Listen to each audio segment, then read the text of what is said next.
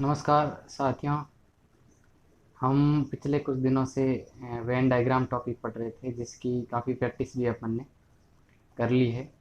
अब आपके सामने एक ऐसा टॉपिक मैं लेके आ रहा हूँ जिसमें अपने एसटीसी के अंदर जो है वो कम से कम 5 से लेकर 8 सवाल जो है आपसे पूछे जाते हैं। बड़ा ही महत्वपूर्ण टॉपिक है और सिलेबस के अंदर प्राथमिकता से इसको दिया गया है। और हर वर्ष इस टॉपिक से जो है कम से कम 5 से लेकर 8 प्रश्न आपसे पूछे जाते हैं। वो टॉपिक कौन सा है तो बिल्कुल आपके सामने स्पष्ट दिख रहा है। वो टॉपिक है सादृश्यता का। सादृश्यता, वर्गीकरण और बेमेल, इन तीनों को मिलाकर जो है कम से कम 5 से लेकर 8 सवाल आपसे पूछे जाते हैं।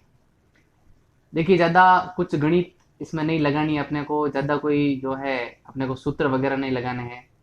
सामान्यतः आपको जिस प्रकार मैंने बताया था कि बिल्कुल सामान्य जानकारी होनी चाहिए जो आपने पिछले वर्षों में पढ़ी है, भले वो हिंदी से संबंधित है, भले वो गणित से संबंधित है, या फिर जो है आपके साइंस से रिलेटेड है, भूगोल से रिलेटेड है, सामाजिक से रिलेटेड है। इन बेसिक सी चीज़ों को आपको आना चाहिए। जैसे आपको सामान्य से ये पता होना चाहिए कि जो कौन सा मीटर होता है वो किस तरह के तापमान को मापता है, ठीक है ना। जब बुखार आता है तो कौन सा जो है मीटर काम में लिया जाता है, जब मौसम का अनुमान लगाया जाता है तो कौन सा मीटर जो है काम में लिया जाता है। साथ ही कौन सी चीज़ें अपने आसपास में है, जो फल है, कौन सी ऐसी जो फूल है, कौन सी ऐसी जो जड़ है, या पौधे का पत्ती के साथ क्या संबंध है, पत्ती का पौधे के साथ क्या संबंध है। इस प्रकार से जो है आपको बेसिक सी जानकारी होनी चाहिए। आपको पता होना चाहिए कि गाय कैसे बोलती है, उसके बोलने को जो है जो रंबाना अपन कहते हैं वो पता होना चाहिए। आपको पता है बिल्ली जो है, बिल्ली की आवाज़ कैसे होती है, ठीक है। आपको पता होना चाहिए कि किस देश की राजधानी कौन सी है, किस देश की मुद्रा कौन सी है, एक विद्यालय में कौन कौन सी चीज़ें होती है, एक हॉस्पिटल में कौन सी चीज़ें होती है। ये बहुत ही सामान्य सी जानकारियां हैं जो यदि आपको पता होगी तो आप सादृश्यता, वर्गीकरण और बेमेल टॉपिक को बहुत बढ़िया तरीके से जो है कर पाएंगे। बिल्कुल आसान से सवाल आते हैं जहां आपको या तो किसी दो को, जो दो चार चीजें होती है, दो आपस में ऐसी चीजें होती है जो सहसंबंध होती है, और उसी तरह का सहसंबंध अपने को तीसरी चीज और चौथी चीज के मध्य दिखाना होता है। दो चीजें आपको दी होती है और तीसरी चीज दे के आपको चौथी जो है चीज पूछी जाती है, तो उसका संबंध आपको उसके साथ जोड़ना पड़ता है। या फिर वर्गीकरण की बात करें या बेमेल की बात करें तो वहां पर आपको चार चीजें दी हुई होगी, चारों में से तीन ऐसी चीजें होगी जो एक दूसरे से संबंध रखती है, परंतु चौथी चीज ऐसी होगी जो बिल्कुल उससे संबंधित नहीं होगी, तो उसको आपको छांटना पड़ेगा। तो कहीं ना कहीं आपको ये ध्यान रखना पड़ेगा कि कौन सी चीज किस बात से कनेक्ट करती है, उनका को रिलेशन आपको ढूंढना पड़ेगा। तो उसके लिए जरूरी है कि आप बहुत सारे प्रश्नों का अभ्यास करें। कुछ क्वेरीज मेरे सामने आई थी, लेकिन उनका भी हम समाधान करेंगे। पहले देखते हैं कि किस टाइप के प्रश्न आते हैं और उनको किस तरह से सॉल्व करना होता है। तो बहुत सारे टाइप जो है इस टॉपिक के अंदर है, जिसमें से पहला टाइप का जो सवाल है कि इस टाइप से पूछे जाते हैं, वो पहले टाइप के बारे में हम इस वीडियो में चर्चा करेंगे। जैसे आपके सामने कुछ ये प्रश्न है कि दिन का, पहला जो सवाल आपके सामने जिसपे 2 अंक लगा हुआ है, ये आपके सामने आ रहा है कि दिन का कैलेंडर के साथ, दिन का कैलेंडर के साथ वैसा ही संबंध है, दिन का कैलेंडर के साथ वैसा ही संबंध है जैसा कि समय का खाली जगह दी हुई है से है। इसका मतलब अपने से ये प्रश्न पूछना चाह रहा है कि जिस प्रकार दिन, ठीक है ना, का रिलेशन कैलेंडर के साथ है, वैसा ही समय का किसके साथ है। जो 4 ऑप्शन दिए अपने पास, 5 ऑप्शन है, उनमें से अपने को देखना है। देखिए, दिन और कैलेंडर का क्या संबंध है। दिन और कैलेंडर का ये संबंध है कि किसी भी दिन या किसी की वार को देखना हो तो हम किस में देखते हैं, हम कैलेंडर में देखते हैं कि आज कौन सा दिन है, आज कौन सा वार है। वैसे ही जब हम समय को देखना चाहेंगे तो समय हम किस में देखेंगे। तो मुझे यहाँ जो ऑप्शन दिख रहा है वो ये है कि समय को हम किस में देखते हैं, हम देखते हैं घड़ी में। किस में देखते हैं, घड़ी में। तो जो ऑप्शन नंबर 4 है, ठीक है ना, ऑप्शन नंबर जो 4 है वो बिल्कुल आपके करेक्ट है, ठीक है ना। क्योंकि जब दिन हमें देखना हो तब हम कैलेंडर में देखते हैं, तो वैसे ही जब समय हमें देखना हो तो हम किस में देखेंगे, हम निश्चित रूप से घड़ी में ही देखेंगे।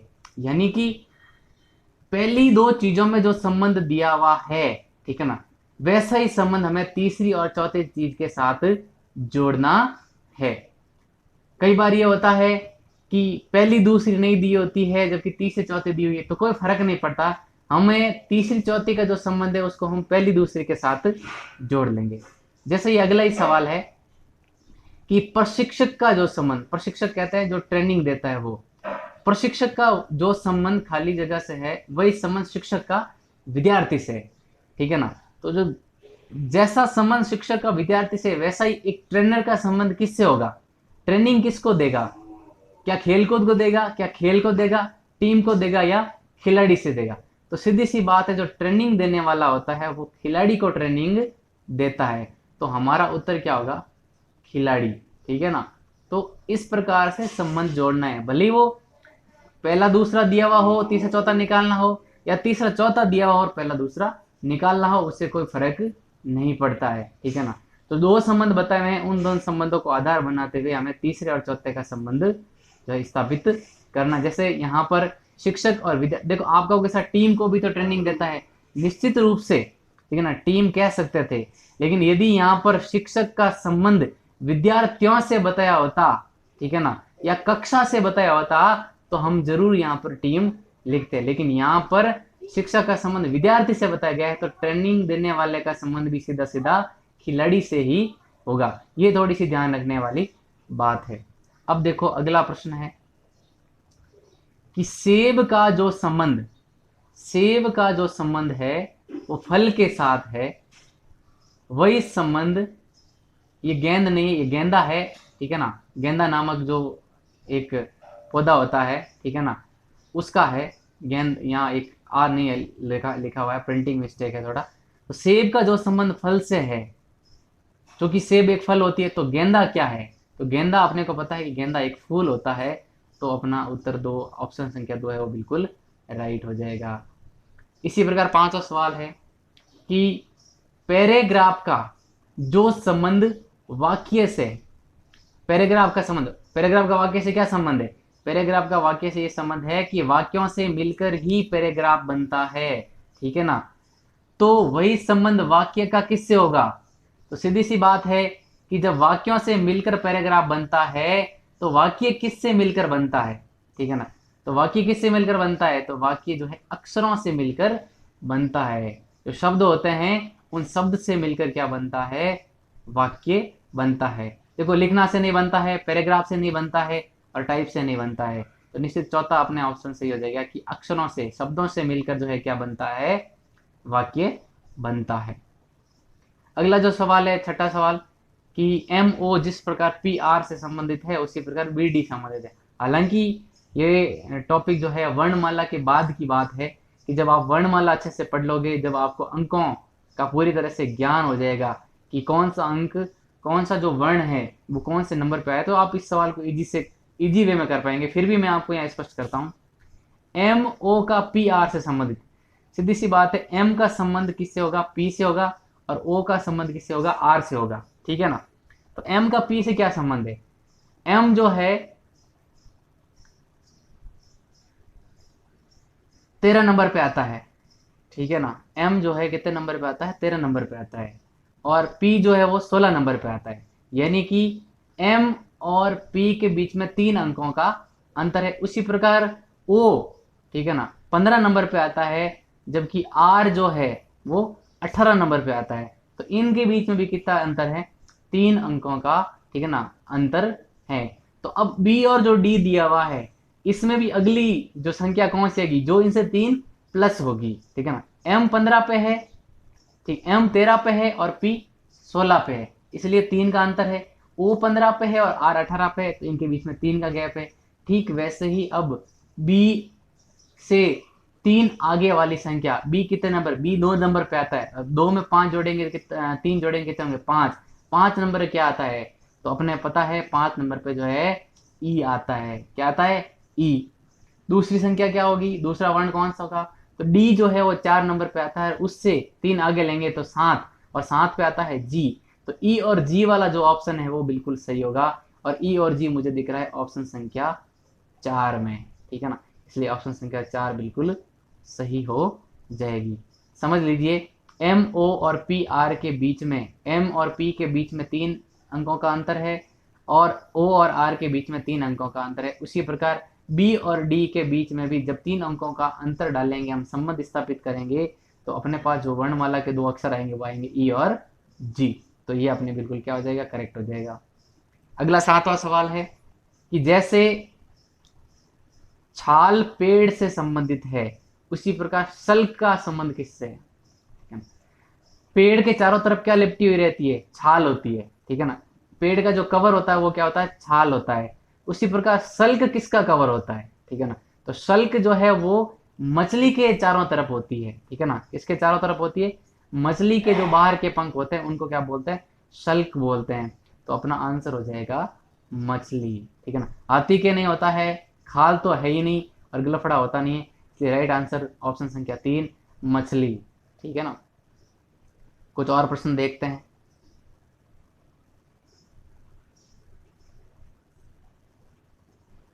जैसे ये सवाल है